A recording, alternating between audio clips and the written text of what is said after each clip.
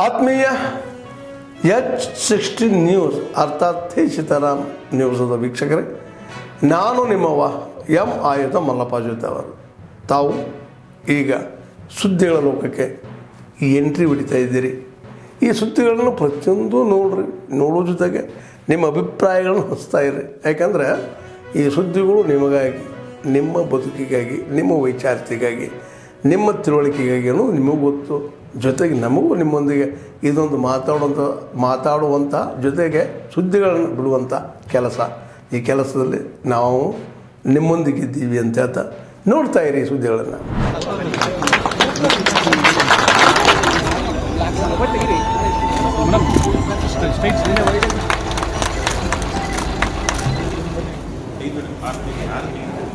Madam ಇಲ್ಲಿ ನೋಡ್ರಿ,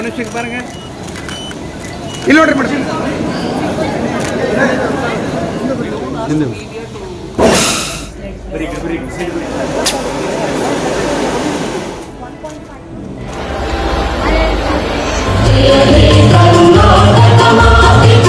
Finance Minister Srimati Nirmala Sitharaman of India Group, as per her words,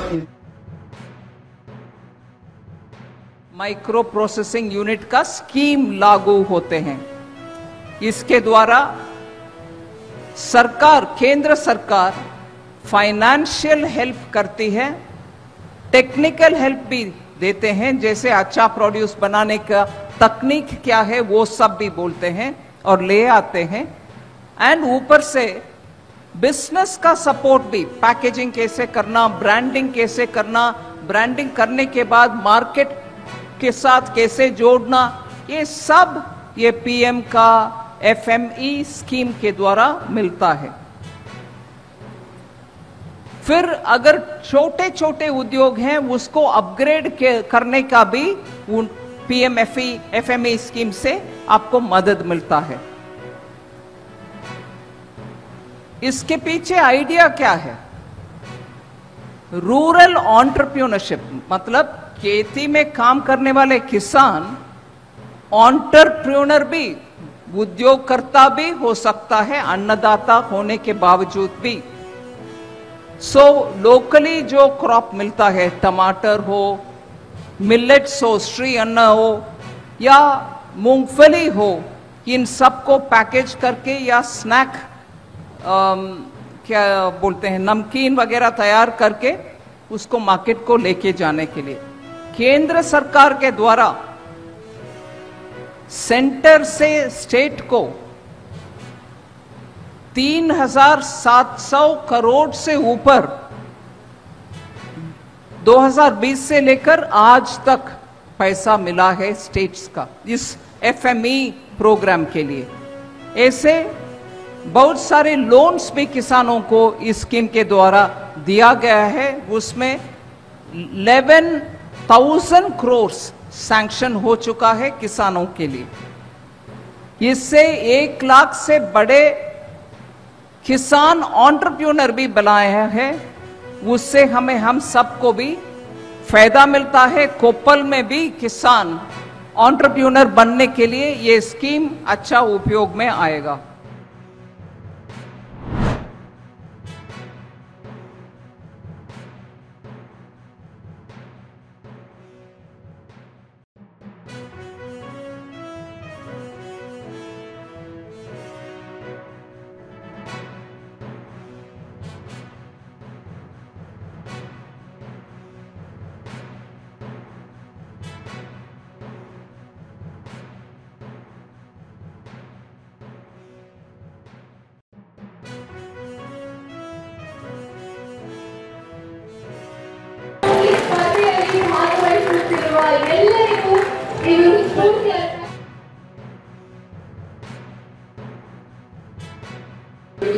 ತಾವು ವೃತ್ತಿಯಲ್ಲಿ ಇಟ್ಕೊಂಡದನ್ನ ತಾವೇನು ಗಾಯಕರಾಗಿ, ನೃತ್ಯದಲ್ಲಾಗಲಿ, ಸಂಗೀತಕಾರರಾಗಲಿ, ಮತ್ತೆ ಕಾಂಪಿಟೇಷನ್ ಈ ಬೇರೆ ಬೇರೆ ಇರ್ತಕ್ಕಂಥ ಕ್ಷೇತ್ರದಲ್ಲಿರ್ತಕ್ಕಂಥ ತಮ್ಮ ಪ್ರತಿಭೆಯನ್ನು ಒಂದು ಗುರುತಿಸಿ ಒಂದು ವೇದಿಕೆಯನ್ನು ತಲುಪಿಸ್ಕೊಡ್ತಾ ಇದ್ದಾರೆ. ರಾಜ್ಯ ಮಟ್ಟ, ರಾಷ್ಟ್ರ ಮಟ್ಟಕ್ಕೆ ಹೋಗುವಂಥ ಒಂದು ಅವಕಾಶ ಇದೆ. ಅಸಂಖ್ಯಾತ ಜೀವನಗಳು ರಾಷ್ಟ್ರ ಮತ್ತು ರಾಜ್ಯದಲ್ಲಿ ಜಾತ್ಯತೀತ ಸಮಾಜವಾದಿ ಪ್ರಜಾಪ್ರಭುತ್ವದ ಆಶಯಗಳನ್ನು ಎತ್ತಿಟ್ಟಿದ್ದಾರೆ. ಅದ್ರ ಮೂಲಕ ಒಂದು ಭಾರತ ಒಂದೇ ತಕ್ಕಂಥ ದೃಷ್ಟಿಯಿಂದ ಸಂವಿಧಾನದ ಆಶಯಕ್ಕೆ ಪೂರಕವಾಗಿ ಕೆಲಸ ಮಾಡುವಂತ ವಿಧಾನ ಕೂಡ ಇಂಥ ಯೋಜನೆಗಳು ಯೋಜನೋತ್ಸವಗಳು ಮತ್ತು ಯುವ ನಾಯಕತ್ವ ಶಿಕ್ಷಣ ಶಿಬಿರಗಳು ಕಾರಣವಾಗಿದೆ. ಒಂದು ಜನಪದ ಗೀತೆ ಇರ್ಬೋದು, ಜನಪದ ನೃತ್ಯ ಇರ್ಬೋದು, ಬೇರೆ ಬೇರೆ ಚಟುವಟಿಕೆಗಳನ್ನ ಏನು ಕೊಟ್ಟಿದ್ದಾರೋ ಅದನ್ನ ನೀವು ಮಾಡಿ ಎಲ್ಲಾ ಮಟ್ಟದಲ್ಲೂ, ಜಿಲ್ಲಾ ಮಟ್ಟದಲ್ಲಾಗಿರ್ಬೋದು, ರಾಜ್ಯ ಮಟ್ಟದಲ್ಲಾಗಿರ್ಬೋದು, ರಾಷ್ಟ್ರ ಮಟ್ಟದಲ್ಲಾಗಿರ್ಬೋದು, ಈ ನಾಡಿಗೆ ಕೆಟ್ಟ ತಂದೆ ತಾಯಿಗಳಿಗೆ ಕೀರ್ತಿಯನ್ನು ತನ್ನಿ ಅಂತ ಹೇಳ್ತಾ ಸದಾ ಯಶಸ್ಸನ್ನು ಬಯಸಿದೆ. ಆ ದೇವರು ನಮಗೆ ಕರುಣೆಯನ್ನು ತೋರಿಸಿ ಅಂತ ನಾನು. ಈ ಒಂದು ಯುವಜನೋತ್ಸವದಲ್ಲಿ 7 ಈವೆಂಟ್ಸ್ ಇರ್ತದೆ. 2 ಗುಂಪು ತಂಡ, ಒಂದು ಜನಪದ ನೃತ್ಯ, ಜನಪದ ಗೀತೆ, 10 ಜನದ ತಂಡ ಇರ್ತದೆ. ಅದಲ್ಲದೆ 5 ಇಂಡಿವಿಜುವಲ್ ಈವೆಂಟ್ಸ್ ಇರ್ತದೆ. ಎಲ್ಲ ನಮ್ಮ ಒಳಾಂಗಣ ಮತ್ತು ಇಲ್ಲಿ ಕಲಾಮಂದಿರದಲ್ಲಿ ಒಂದು ಕಾರ್ಯಕ್ರಮಗಳು ನಡೀತದೆ. ಇಲ್ಲಿ ಗೆದ್ದಂಥವರು ಯಾದಗಿರಿನಲ್ಲಿ ರಾಜ್ಯ ಮಟ್ಟದ ಯುವಜನೋತ್ಸವ ನಡೀತದೆ. ಅಲ್ಲಿಗೆ ಎಲ್ಲರೂ ತೆರಳ್ತಾರೆ ಅಂತ. ಭಾರತಿ ಕಾಲೇಜ್ ಮದ್ದೂರು ತಾಲೂಕಿಂದ ಬಂದಿರೋದು. ಸೊ ನಾವು ಇಲ್ಲಿ ಸೈನ್ಸ್ ಎಕ್ಸಿಬಿಷನ್ ಇರ್ತಲ್ಲ, ಸೊ ನಮ್ಮ ಮಾಡೆಲ್ನ ಪ್ರೆಸೆಂಟೇಷನ್ ಮಾಡೋಕ್ಕೆ ಬಂದಿರೋದು.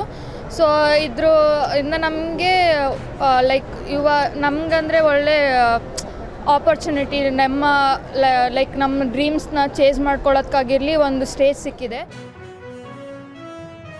ಬಹಳಷ್ಟು ತಂಡಗಳು ಬಂದಿದೆ, ಭಾಳ ಒಳ್ಳೆಯ ಕಾಂಪಿಟಿಷನ್ಸ್ ನಡೀತಾ ಇದೆ. ಈ ಥರ ಮಂಡ್ಯ ಜಿಲ್ಲೆ ಮಟ್ಟದ ಯುವಜನೋತ್ಸವನ ನಡೆಸ್ಕೊಂಡು ನಮ್ಮ ಎಲ್ಲ ಯುವಕರಿಗೆ ಒಳ್ಳೆಯ ಅವಕಾಶವನ್ನು ನೀಡಿದ್ದಾರೆ. ಈ ಥರ ಪ್ರೋತ್ಸಾಹಿಸ್ತಾ ಇವಾಗ ನ್ಯಾಷನಲ್ ಲೆವೆಲ್ಗೆ ಹೋಗಿ ಬಂದ ತಂಡಗಳನ್ನ ನಾವು ಭೇಟಿ ಮಾಡಿದ್ವಿ, ಒಳ್ಳೆ ಪ್ರೋತ್ಸಾಹವನ್ನು ನೀಡಿದ್ದಾರೆ. Dr. H.C. Mahadevappa, a true champion of compassion, even the teachings of Buddha, reflecting the very Baba Saheb हमारे अस्पृश्य ಜನರನ್ನು ನವಯಾನವನ್ನು ಪರಿಚಯಿಸಿದ್ದಾರೆ. ಬಾಬಾ ಸಾಹೇಬ್ ಅಂಬೇಡ್ಕರ್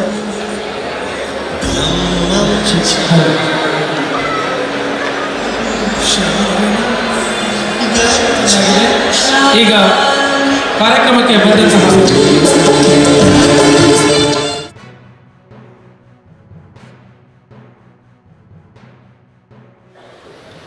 ಆದರೆ ಸಾಯಲು ನನ್ನ ಕೈನಲ್ಲಿದೆ, ನಾನು ಹಿಂದುವಾಗಿ ಸಾಯಲಾರೆ. ಯಾಕಂತಂದ್ರೆ ಈ ಸಮಾಜ ಅಸಮಾನತೆಯಿಂದ ಕೂಡಿರ್ತಕ್ಕಂಥ ಸಮಾಜ. ಅಸಮಾನತೆ ಯಾಕೆ ನಿರ್ಮಾಣ ಆಯಿತು? ಎಲ್ರಿಗೂ ಸಮಾನ ಅವಕಾಶಗಳು ಸಿಕ್ಕಿದ್ರೆ ಈ ಅಸಮಾನತೆ ನಿರ್ಮಾಣ ಆಗಲಿಕ್ಕೆ ಸಾಧ್ಯ. ಸಮಾನ ಅವಕಾಶಗಳು ಸಿಕ್ಕದೇ ಇರೋದ್ರಿಂದ ಅಸಮಾನತೆ ನಿರ್ಮಾಣ. ಅದಕ್ಕೆ ಬಾಬಾ ಸಾಹೇಬ್ ಅಂಬೇಡ್ಕರ್ ಅವರು ಏನು ಹೇಳಿದ್ದಾರೆ ಅಂತಂದ್ರೆ, ಪ್ರತಿಯೊಬ್ಬರು ಕೂಡ ಆರ್ಥಿಕವಾಗಿ ಸಾಮಾಜಿಕವಾಗಿ ಶಕ್ತಿ ಬಂದಾಗ ಮಾತ್ರ ಸ್ವಾತಂತ್ರ್ಯ ಹೊಂದೋದಕ್ಕೆ ಸಾಧ್ಯ ಆಗ್ತದೆ. ನಾಲೆಡ್ಜ್ ಡೇ, ವಿಶ್ವದ ಜ್ಞಾನದ ದಿನ ಅಂತ ಹೇಳಿದ್ದಾರೆ. ಮತ್ತೆ ವಿಶ್ವಸಂಸ್ಥೆ ಹೇಳಿದೆ, we have to combat inequality. We have to combat inequality and to mark the goal of sustainable development. ಅಸಮಾನತೆಯನ್ನು ತೊಡೆದು ಸಮ ಸಮಾಜದ ನಿರ್ಮಾಣದ ಗೋಲಿನ ಕಡೆಗೆ ನಮ್ಮ ಆಡಳಿತಾತ್ಮಕ ನಿರ್ಧಾರಗಳಿರಬೇಕು ಅಂತೇಳಿ ವಿಶ್ವಸಂಸ್ಥೆ ಹೇಳಿದೆ ಅಂಬೇಡ್ಕರ್ನ ಸಂವಿಧಾನವನ್ನು ಕುರಿತು. ಕೊಡುವಂತೆ ಆಗಲಿ ಅಂಥೇಳಿ ನಾನು ಈ ಸಂದರ್ಭದಲ್ಲಿ ಹೇಳಿ, ಇವತ್ತು ಅನೇಕ ವಿಚಾರಗಳಿದ್ದಾವೆ. ಬುದ್ಧ ಶಾಂತಿಯ ಮಂತ್ರವನ್ನಷ್ಟೇ ಹೇಳಲಿಲ್ಲ, ನಮ್ಮ ಜೀವನದಲ್ಲಿ ನಾವು ಯಾವ ರೀತಿ ನಡ್ಕೊಳ್ಬೇಕು ಅನ್ನುವಂಥದ್ದನ್ನು ಹೇಳಿದ್ದಾನೆ. ದುಃಖ ಯಾತಕ್ಕೆ ಬರ್ತದೆ ಅಂತ ಹೇಳಿದ್ದಾನೆ. ನಮಗೆ ಆಸೆ, ಮನುಷ್ಯನಿಗಿರ್ತಕ್ಕಂಥ ಆಸೆಯೇ ದುಃಖಕ್ಕೆ ಕಾರಣ ಅಂತೇಳಿ ಆ ಮೂಲ ಮಂತ್ರವನ್ನು ಇಡೀ ಜಗತ್ತಿಗೆ ಸಾರಿ ಹೋಗಿದ್ದಾನೆ. ವಿತರಿಸಬೇಕಂತ ಸಮ್ಮೇಳನದ ಉದ್ದೇಶ ಅಂತ ನಾವು ಭಾವಿಸಿದ್ದೇನೆ. ಬೌದ್ಧ ಸಮ್ಮೇಳನ ಬಹಳ ಪುರಾತನ ಧರ್ಮ, 6ನೇ ಶತಮಾನದಲ್ಲಿ ಹುಟ್ಟಿರುವಂಥ ಈ ಧರ್ಮ ಇದು ಬಹಳಷ್ಟು ನಮ್ಮ ದೇಶದಲ್ಲಿ ಬೆಳಿಬೇಕಾಯಿತು. ನಮ್ಮ ದೇಶದಲ್ಲಿ ಬೆಳೆದೇ ಬೇರೆ ವಿದೇಶಗಳಲ್ಲಿ ಹೆಚ್ಚು ಪ್ರಚಲಿತವಾಗಿರುವಂಥ ಧರ್ಮ.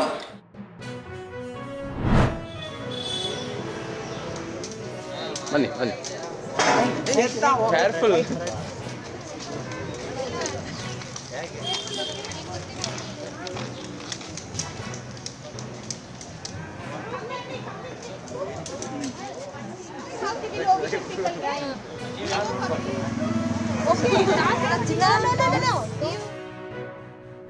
ಇದ್ರ ಏನು ನಾವು ಓದಬೇಕು ಅಂತ ಮುಂದೆ ಸರ್ ನಾನು ರೇಡಿಯೋದಕ್ಕೆ ಕೋರ್ಸ್ ಮಾಡಬೇಕಂತ ರೇಡಿಯೋದಕ್ಕೆ ಕೋರ್ಸ್ ಮಾಡಿ ಮತ್ತು ಹೀರೋಯಿನ್ ಯಾವ ಥರ ಆಗಬೇಕು ಅಂತ ಅದಕ್ಕೂ ಕೋರ್ಸ್ ಇದೆಯಂತೆ ಅದನ್ನು ಅಟೆಂಡ್ ಮಾಡಿ 2 ಜಾಬು ಟ್ರೈ ಮಾಡಬೇಕು ಅಂದ್ಕೊಂಡಿದ್ದೀನಿ ಸರ್. ಯಾವ್ದು ಅನುಕೂಲ ಆಗುತ್ತೋ ಅದನ್ನು ಟ್ರೈ ಮಾಡಿಕೊಂಡು ಬದುಕಬೇಕಂತ. ಸ್ವಲ್ಪ ಡಿಪ್ರೆಷನ್ ಆಗಿದೆ. ಮೊಬೈಲಿಟಿ ಕಲ್ತ್ಕೊಂಡೆ NABಯಲ್ಲಿ. ಆಮೇಲೆ ಇಲ್ಲಿ ಬಂದು ನಾನು ಬೇಸಿಕ್ ಕಂಪ್ಯೂಟರ್ನ ಕಲ್ತ್ಕೊಂಡೆ. ಈಗ ನಾನು ಗ್ರ್ಯಾಜುಯೇಷನ್ ಮುಗಿಸ್ಕೊಂಡು ಹಾಗೆ ನಾನು ಆಕ್ಸೆಬಿಲಿಟಿ ಟೆಸ್ಟಿಂಗ್ ಸಾಫ್ಟ್ವೇರ್ ಟೆಸ್ಟಿಂಗ್ ಮತ್ತೆ ಬಂದಿದ್ದೇನೆ. ತುಂಬ ಖುಷಿ ಆಗ್ತಾಯಿದೆ. ಈ ವೈಟ್ ಕೇನ್ ನಾವು ಯೂಸ್ ಮಾಡೋದ್ರಿಂದ ಎಲ್ಲರೂ ಹೋದರೆ ನಮಗೆ ಇದು ತುಂಬಾ ಯೂಸ್ ಆಗುತ್ತೆ. ಯಾಕೆಂದರೆ ಇದು ವೈಟ್ ಕೇನ್ ಇದ್ದರೆ ನಮಗೆ ತುಂಬ ಸೇಫ್ ಆಗಿರುತ್ತೆ. ನಾವು ಇಂಡಿಪೆಂಡೆಂಟಾಗಿ ಓಡಾಡ್ಬೋದು. ಕಾರ್ಪೊರೇಟ್ಸಲ್ಲಿ ಕೆಲಸ ಮಾಡಿದ್ದೀನಿ. 6 years ಫ್ರೀಲಾನ್ಸ್ ಕನ್ಸಲ್ಟೆಂಟ್ ಆಗಿ ಕೆಲಸ ಮಾಡ್ತಿದ್ದೀನಿ. So I want to represent people with disability in Lok Rajya Sabha per house. This is my biggest aim. I want to be a politician, not to make money, to make a concrete change in the zero ground.